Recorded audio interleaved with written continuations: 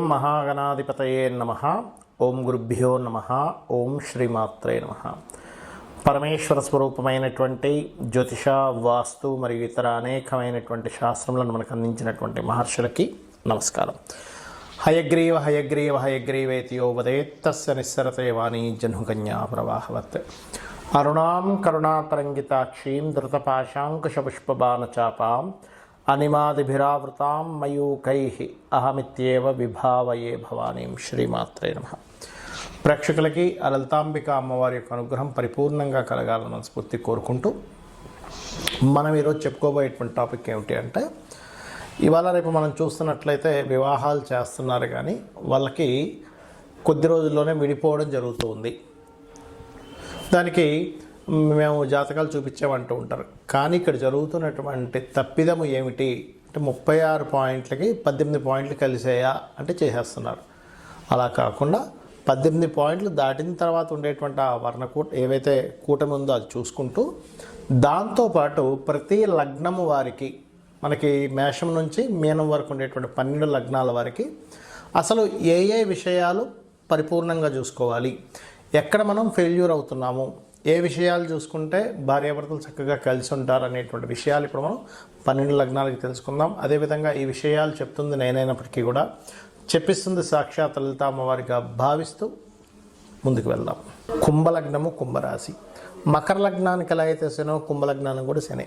అయితే ఇక్కడ మకర లగ్నానికి కుంభలగ్నానికి ఉండేటువంటి వేరియేషన్స్ ఏమిటి అంటే, కుంభం వారికి సప్తమాధిపతి రవి అవుతాడు, మకరం వారికి చంద్రుడు అవుతాడు. రవి ఉండే తత్వం ఏంటంటే స్ట్రైట్ ఫార్వర్డ్ నేచర్గా ఉండడం. అంటే వీళ్ళకి వచ్చేటువంటి పర్సన్స్ కూడా కొంచెం ముక్కుసూటిగా ఉండేటువంటి లక్షణం గల వాళ్ళు, కొంచెం టైమింగ్ మెయింటైన్ చేస్తారు, ఇట్లాంటి వాళ్ళే వస్తారు. ఆ సప్తమాధిపతి పాడైతే ఆ లక్షణాలు పోతాయి. కానీ కామన్గా అయితే గవర్నమెంట్ రిలేటెడ్, మెడికల్ రిలేటెడ్, కొంచెం రాజకీయ సంబంధించిన టచ్ ఉండడము, లేనట్లయితే కొంతమంది సీరియస్గా ఉంటూ ఉంటారు, వాళ్ళ తత్వం అలా ఉండడం జరుగుతూ ఉంటుంది. అయితే కుంభలగ్నం వారికి ఇక్కడ మీరు ప్రధానంగా మీది కుంభలగ్నమైనా, మీరు చేసుకోబోయే అమ్మాయిది లేదా అబ్బాయిది కుంభలగ్నమైనా మీరు తీసుకోవాల్సిన ప్రధాన జాగ్రత్తలు ఏంటంటే, మీ నక్షత్రం ఏదైందో అవతల వారి నక్షత్రానికి నక్షత్రాధిపతులు కలిస్తే మనసులు కలుస్తాయి, అది ప్రధానంగా తీసుకోవాలి. దాంతోపాటు ఇంకా కుజ శుక్రుడు యొక్క కలయిక, లేనట్లయితే బుద్ధికారకుడు బుధుడు, ఆత్మకారకుడు రవి, కాలానికి మోక్షానికి కారకుడైన రాహుకేతువులు, జీవకారకుడైన గురువు, కర్మకారకుడైన శనిని కూడా ఎంతవరకు కలిసిందో చెక్ చేసుకోవాలి, ఓన్లీ పాయింట్సే కాకుండా. అయితే ఇక్కడ మీరు శని యొక్క స్థితిని, రవి యొక్క స్థితిని ప్రధానంగా తీసుకోవాలి. లగ్న సప్తమాధిపతులు అవుతారు. రవి గనక పాడయ్యాడు, అనవసరమైన ఈగో క్లాషెస్, అవతల వాళ్ళు చాలా ఈగోతో ఉంటారు మీ జీవిత భాగస్వామి. కుంభలగ్నం వారి కనుక రవి పాడైతే అలా కాదండి, శని మాత్రం పాడయ్యాడంటే ఈగో క్లాషెస్గా ఉంటారు. కానీ ఆఫ్టర్ మ్యారేజ్ తర్వాత ఏదో కారణం చేత ఇద్దరి మధ్యని కొన్ని లాంగ్ అంటే ఒక్కోసారి చూడండి, మనం ఎప్పుడో అయిపోద్ది సంఘటన, దాన్ని తీసుకొచ్చి ముందుని పెట్టి గొడవ అవుతూ ఉంటుంది. ఇది ప్రధానంగా చూసుకోవాలి.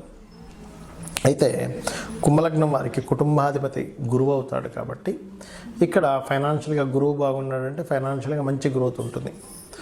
కానీ ఇక్కడ సంతాన కారకుడు బుధుడు అవుతాడు. ఈ బుధుడికి పంచమ అష్టమాధిపత్యం వస్తుంది.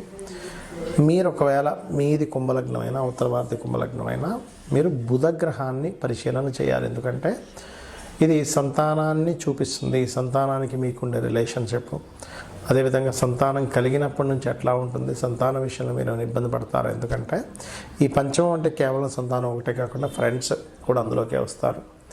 మరియు షేర్ మార్కెటింగ్ రిలేటెడ్ ఇష్యూస్ కూడా మీ పంచమ స్థానంలోనే ఉంటాయి. కాబట్టి బుధుడు బాగున్నాడు అంటే లాంగ్ టర్మ్ షేర్ చేసుకోవచ్చు. బుధుడు బాగున్నాడు అంటే ఖచ్చితంగా ఇద్దరు సంతానం కలుగుతారు.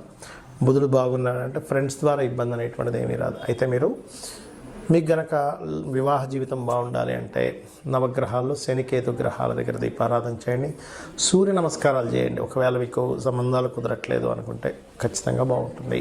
మరికొంతమందికి వివాహ సంబంధించినటువంటివి చూసినప్పటికీ కూడా ఒక్కొక్కసారి ఇబ్బంది అవుతూ ఉంటుంది. అంటే అలాగా వారిద్దరికీ సెట్ అయిందండి, అయినా సరే గొడవ వస్తుంది అంటారు. దానికి కారణం ఏంటో చెప్తా ఇప్పుడు నేను మీకు.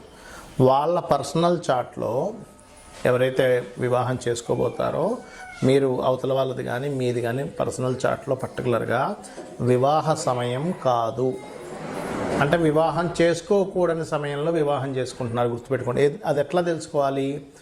పురుషులైతే మీ శుక్రుడికి గోచారంలో శుభగ్రహాలు కాకుండా పాపగ్రహ సంబంధాలు వచ్చాయి అంటే అప్పుడు దాని అర్థం ఏంటి? ఆ గోచారంలో పాపగ్రహం ఉన్నంతసేపు శుక్రుడి మీద లేదా సప్తమ స్థానాధిపతి మీద, సప్తమం మీద పాపగ్రహాలు ఉన్నప్పుడు ఆ టైంలో చేసుకోకూడదు. చేసుకుంటే దాని ఫలితం వస్తుంది.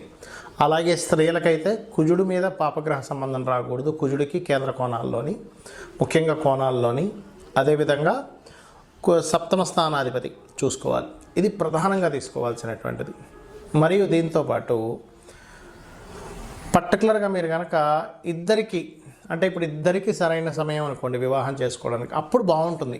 అలా కాకుండా ఒకరికి బాగుండి ఒకరికి బాగాలేదు వివాహం చేసుకోవడానికి, అప్పుడేంటి యావరేజ్గా ఉంటుంది. వాళ్ళిద్దరు వివాహం చేసుకుంటే ఆ గ్రహస్థితి వెళ్ళిపోయే వరకు.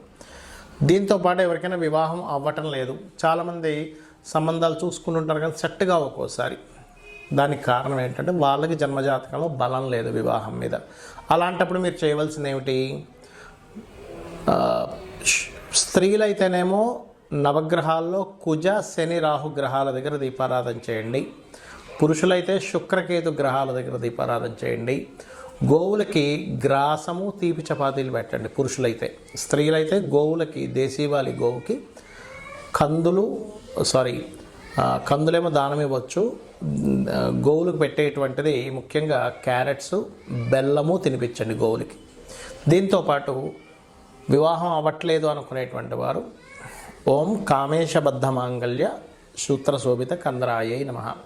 లేదంటే వివాహం అయింది కానీ మా ఇద్దరి మధ్యన మాటి గొడవలు వస్తున్నాయి అని అనుకున్నప్పుడు మీరు ఏం చేస్తారంటే ఓం శివకామేశ్వరాంకస్త శివా స్వాధీన వల్లభాయై నమః. సమ్ టైమ్స్ ఏమవుతుందంటే మీ జన్మజాతకంలో మీకు కొంతకాలం జీవిత భాగస్వామితో ఎడబాటుగా ఉండే యోగం ఉంటుంది. అప్పుడు దాన్ని యాక్సెప్ట్ చేయండి. అది యాక్సెప్ట్ చేయకుండా దగ్గరగా ఉందామనే ప్రయత్నం చేసినప్పుడు ఏమవుతుందంటే మీ ఇద్దరి మధ్యనే అనవసరమైనటువంటి గొడవలు వస్తూ ఉంటాయి.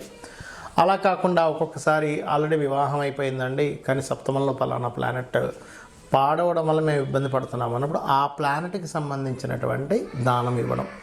అంటే రవి ఉన్నాడు అనుకోండి, గోధుమలు, చంద్రుడైతే బియ్యము, కుజుడైతే కందులు, బుధుడైతే పెసలు, గురువు అయితే శనగలు, శుక్రుడైతే బొబ్బర్లు, శని అయితే నువ్వులు, రాహు అయితే మినుములు, కేతు అయితే ఉలవలు. ఈ రకంగా దానం ఇవ్వచ్చు. లేదా అధిష్టాన దేవతలు అంటే సూర్యభగవాను ఆరాధించడం, రవి అయితే, చంద్రుడైతే అమ్మవారు, శుక్రుడైన అమ్మవారికి చేసుకోవచ్చు, గురువు అయితే దత్తాత్రేయుడు, శని అయితే శివుణ్ణి లేదా ఆంజనేయ స్వామిని, రాహు, దుర్గా, కేతు వచ్చేసి గణపతిని. ఈ రకంగా కూడా చేసుకోవచ్చు. బుధుడైతే విష్ణువుని. అంటే అది యాక్టివ్ అవుద్ది. మీరు ఎప్పుడైతే ఆ గ్రహం యొక్క అధిష్టాన దేవతకి చేసుకుంటారో ఖచ్చితంగా యాక్టివ్ అవ్వడం.